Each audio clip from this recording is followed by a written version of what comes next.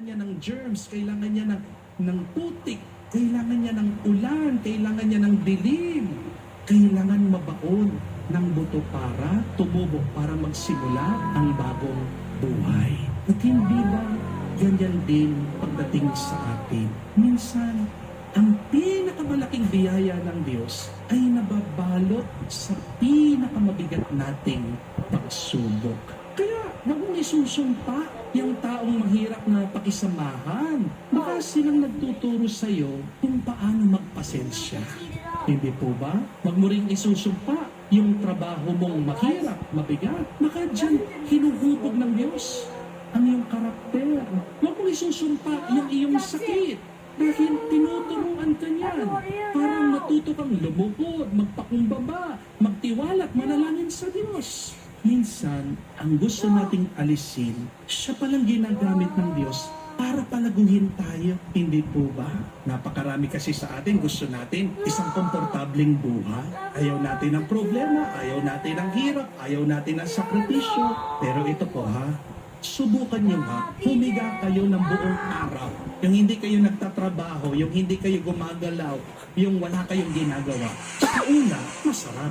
Hindi po ba? Pero kalaunan, kinabukasan, pagtayo mo, ang sakit na ng likod mo. Masakit na ang iyong katawan.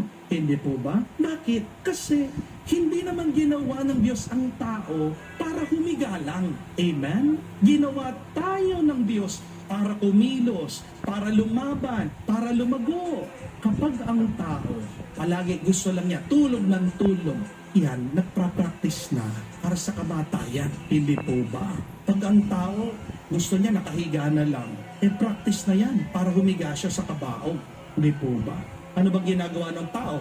Doon sa kabaong, di ba? Nakahiga lang, hindi gumagalaw, hindi po kumikilos, hindi po lumalago. Kaya kahit na may sakit kayo po kinakausap ko kayo mga nandyan sa bahay na palaging nagsisimba dahil meron kayong karamdaman, pakinggan nyo ito. Pilitin nyo pa rin, subukan nyo pa rin, lumabas kayo.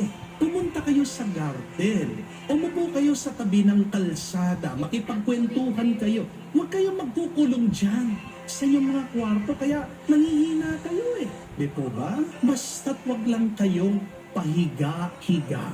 Kasi habang humihinga ka pa, kapatid, habang may tibok pa ang iyong puso, habang may pag-asa ka pa, may dahilan pa para lumago at para mamunga. Amen? Remember this. Adversity does not destroy us. But adversity is our friend. Adversity develops us. Kung walang bigat, hindi ka magkakaroon ng muscle. Hindi po ba? Kung walang pagsusulit, wala kang matututunan.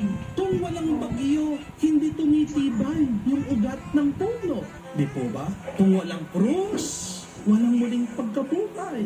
Kaya marahil, kinahayaan ng Diyos yung mga masasakit mong karanasan, yung mga masamang bagay sa iyong buhay, hindi para sirain ka, kung hindi, para palakasin ka.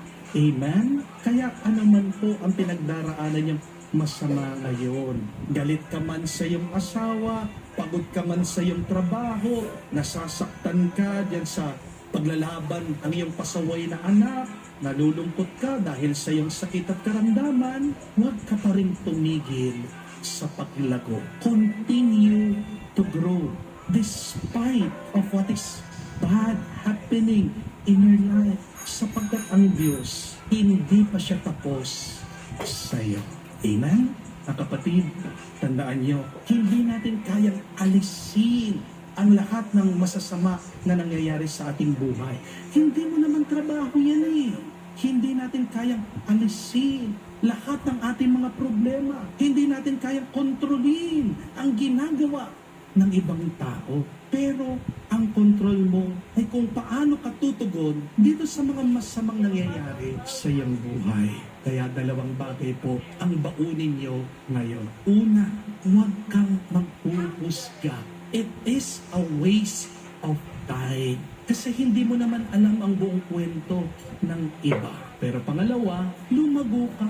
Do not just go through life. Grow through life. Huwag mong hahayaan na sirain ka ng iyong problema. Hayaan mo, hubugin ka ng iyong masamang karanasan. Gawin mo yung pataba para maging mas babunga ang iyong buhay. Kaya huwag po kayong magpapatalo sa kasamaan. Huwag mong hahayaan ang galit ng iba ay maging galit mo rin. Huwag mong hahayaan ang panlalaman ng iba para maglamang ka rin.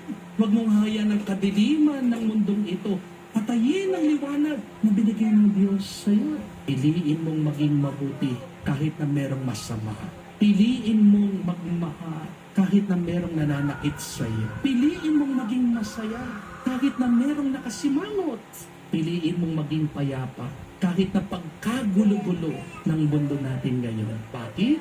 Dahil ang kabutihang hinahanap mo dito sa mundo, itinanim na ng Diyos sa puso mo. At yan ang mabuting balita. Tulungan, harinawan natin ang Diyos. Palakihin at gawin nating mas mabunga ang kabutihang tinanggap na natin sa ating buhay. Para pag ito ay tumubo, mangmunga sana ito ng kabanalan, magiging susi natin para tayo ay makapasok sa kanyang kaharian at mabuhay tayo sa buhay walang hanggan. Amen.